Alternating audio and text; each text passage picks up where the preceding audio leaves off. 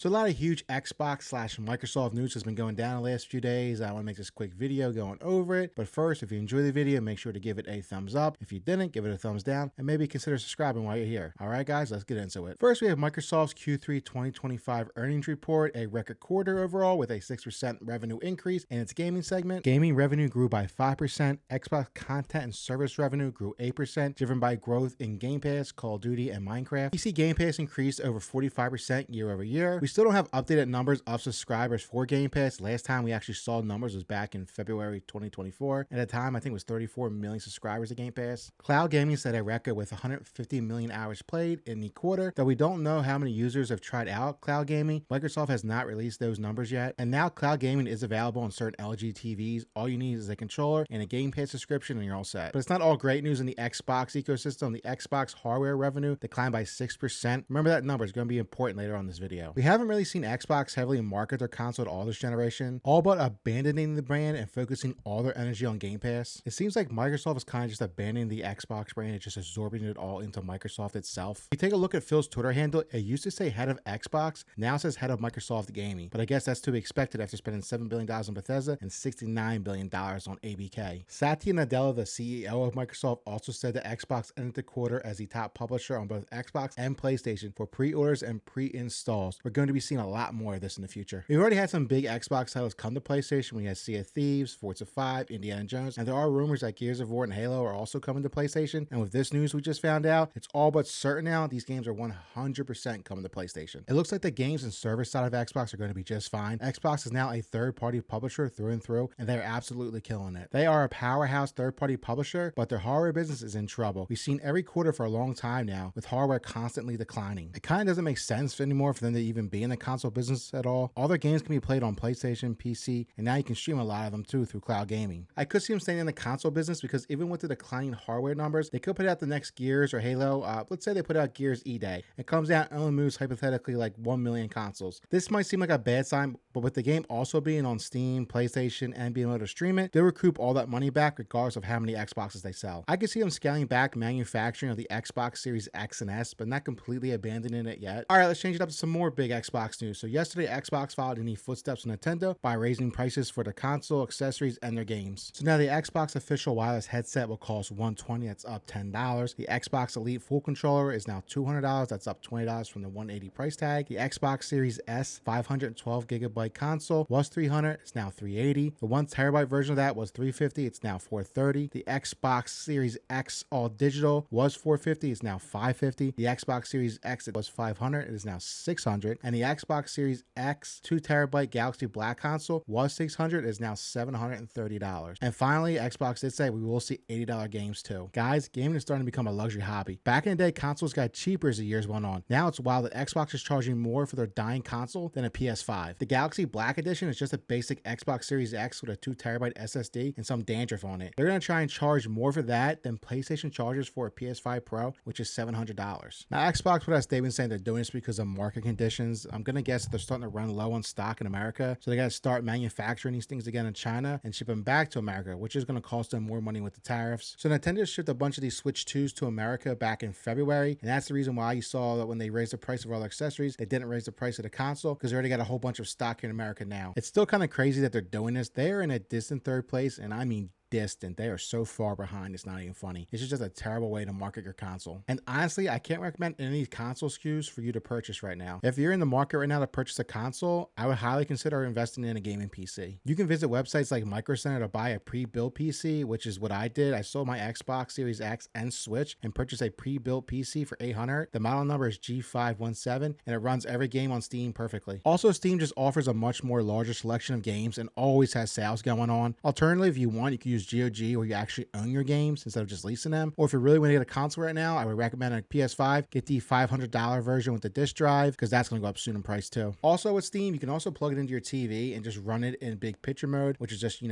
plug in your TV, you take a controller, either a DualSense or Xbox controller, and you can run it like a console. It changes the whole interface so it's more user friendly with a controller in your hand. I'm going to put on my conspiracy theory hat here for a minute. I think Xbox did this so people would stop buying their console. They know it's not selling right now, so they can use this as a way to push people to get Game Pass and stream their games via cloud gaming, LG TVs. You can even get like a little Fire Stick bundle, so it comes with the Fire Stick, a controller, and a month of Game Pass Ultimate on Amazon. So with the big price hike, they can start to manufacture less consoles and push you towards streaming your games. That's my thought. Tell me what you guys think. Does it sound too far-fetched? It really sucks making this video because the cost of living has just skyrocketed over the last 4 years, and the main hobby we all use to escape the perils of the mundane is just becoming more and more expensive. Until next time, guys, take care. Bye.